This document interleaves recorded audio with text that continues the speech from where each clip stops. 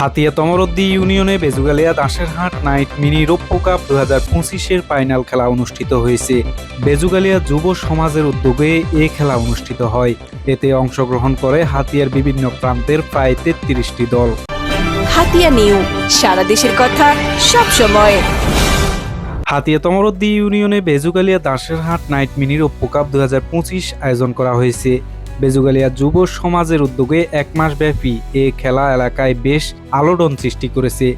গত শুক্রবার বেজুগালিয়া Daserhat night mini রৌপ্য কাপ 2025-এর ফাইনাল খেলা অনুষ্ঠিত হয়েছে।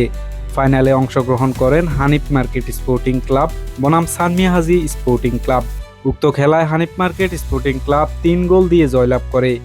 দক্ষিণ তমরদ্দি উমাচরণ স্কুল মাঠে এ খেলা অনুষ্ঠিত হয়। উক্ত খেলায় প্রধান অতিথি হিসেবে উপস্থিত ছিলেন নোয়াখালী জেলা বিএনপির সদস্য প্রকৌশলী মোহাম্মদ তানবির উদ্দিন রাজীব। বিশেষ অতিথি হিসেবে উপস্থিত ছিলেন অ্যাডভোকেট মোহাম্মদ নূর হোসেন সুমন। উপস্থিত ছিলেন আরেফিন আলী। আরও উপস্থিত ছিলেন দাসেরহাট বাজার কমিটির সভাপতি আব্দুর রহিম বাদশাহ, সেক্রেটারি ফাবেল চন্দ্র দাস।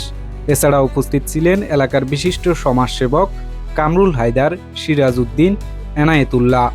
বিকেল থেকে হাজার হাজার মানুষ খেলা দেখতে আসে। মাঠ কাঁপানো খেলা শেষে দুই দলের খেলোয়াড়দের মাঝে পুরস্কার তুলে দেন আমন্ত্রিত অতিথিগণ। বেজুগালিয়া যুব সমাজের উদ্যোগে এ খেলা ছিল জয় জয়কার। দীর্ঘ এক মাস ব্যাপী তরুণদের প্রচেষ্টায় এ খেলা সফলভাবে সম্পন্ন হয়েছে। দক্ষিণ বেজুগালিয়া গ্রামে এরকম ঐতিহাসিক ফুটবল খেলা আয়োজন করার জন্য বেজুগালিয়া যুব সমাজের উদ্যোগ খুবই প্রশংসনীয়।